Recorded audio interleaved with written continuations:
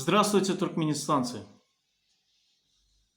Я хочу сделать обращение, но не к вам, туркменистанцы, а к тем кандидатам, что за границей выдвинули свои кандидатуры на выборы на пост президента, которые состоятся 12 марта 2022 года.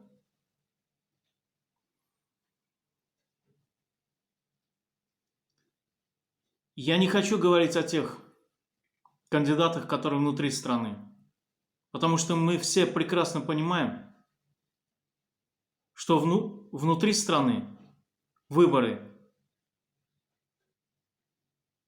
фиктивны. И те подставные кандидаты, которых нам показывают, мы не можем их считать настоящими. Я имею в виду тех кандидатов, которые даже на фотографиях смотрят вниз, как будто они в чем-то провинились. И я уверен, которые даже не собираются выигрывать эти выборы.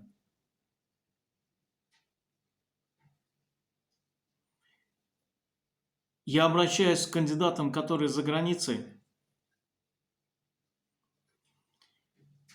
Я хочу вам сказать, мы знаем, что такое выборы внутри страны.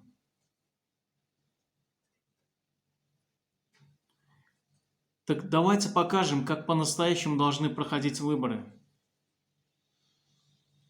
Давайте покажем, как мы отвечаем на вопросы наших граждан, как мы выходим с ними на диалог, как мы выходим на дебаты, не боясь этого. Выходим на диалог со своими оппонентами и не боимся, что они будут задавать нам вопросы, и мы будем отвечать на них. Давайте мы это покажем. Покажем, как по-настоящему должна проходить предвыборная кампания. Расскажем о своем видении, как мы видим будущее Туркменистана, что мы хотим поменять. На дебатах отстоять свою позицию. Разве мы не должны этого показывать? Разве народ не должен видеть, кого они выбирают и почему выбирают?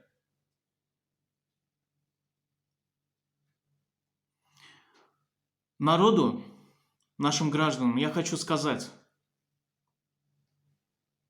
выбирая, отдавая свой голос, вы должны понимать, что смысл не в том, чтобы выбирать какого-то человека. Смысл в том, чтобы выбирать то, что он гарантирует изменить. Изменения, которые он принесет. Программу, которую он предлагает. И чтобы этот человек дал гарантии о выполнении этих программ. И дал сроки, за которые он готов выполнить эти программы. И если он не дает гарантии, или если не подходит программа, которую он предлагает,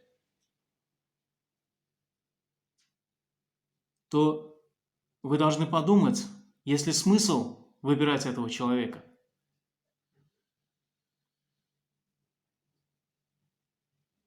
И даже предложив хорошую программу,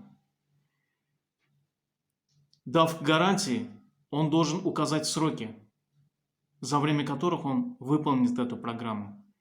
И если он не будет выполнять их в срок, такого человека нужно будет просто убирать. Значит, он не оправдал свое доверие. Спасибо.